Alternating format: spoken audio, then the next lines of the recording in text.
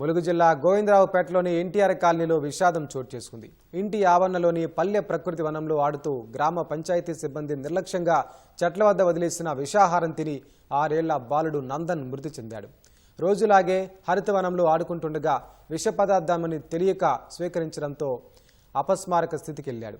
పరిస్థితిని గమనించిన తండ్రి ములుగు ప్రాంతీయ ఆసుపత్రికి తరలించగా వైద్యులు బాబుకు పరీక్షలు చేసి ఫుడ్ పాయిజన్ గా గుర్తించారు. వైద్యుల సూచనతో మెరుగైన వైద్యం కోసం వరంగల్ ఎంజీఎం ఆసుపత్రికి తరలించగా చికిత్స పొందుతూ బాబు మృతి చెందాడు. బాలుడి మృతితో కుటుంబ సభ్యులు గుండె లవిసేలా రోధించారు. పంచాయతీ సిబ్బంది నిర్లక్ష్యం కారణంగానే తమ కుమారుడు మృతి చెందాడని బాలుడి తండ్రి ఆరోపించారు. ఇంటి ముంగట్న హరితహారం ఉంటుందండి. అది మా పిల్లలు ఎప్పటికీ ఆడుకుంటూ ఉంటారు జడ్డలుగా. గంట సేపు నేను బయటికి పోయి వచ్చేంత లోపల మా పిల్లలందరూ ముగ్గురు, మా 2 పాపలు, మా బాబు కలిసి హరితహారంలో ఆడుకున్నారు. అక్కడ మందు పిండి కలిపిన మందు ప్యాకెట్ లాంటిది ఉన్నది. అది సత్తిపిండి అనుకొని అది తీసుకొని వాడు తిన్నాడు. తిన్నాక 5 నిమిషాలకు మా బాబు అంతా ఆగమాగం చేసుడు.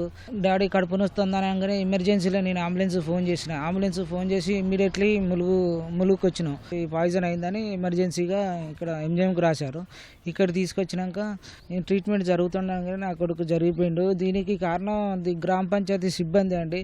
ఒక చిన్న పిల్లలు ఆడుకునే ఆటల స్థలంలో వాళ్ళు ఆ బంధు పెట్టకుండా ఉంటే నా కొడుకు తినకపోయేటోడు. నాకు ఈరోజు ఈ పరిస్థితి రాకపోయేది సార్. మందు పెట్టడం వల్ల నా పిల్లలు కాక ఇంకా చాలామంది పిల్లలు ఆడుకుంటూ ఉంటారు, తిరుగుతూ ఉంటారు. అదే పిల్లలకు ఇంకా అదే వ్యవస్థ ఇంకా వేరే వాళ్ళ పిల్లలకు జరగకుండా ఇక ముందు అయినా జాగ్రత్త వహించాలని నేను అనుకుంటాను.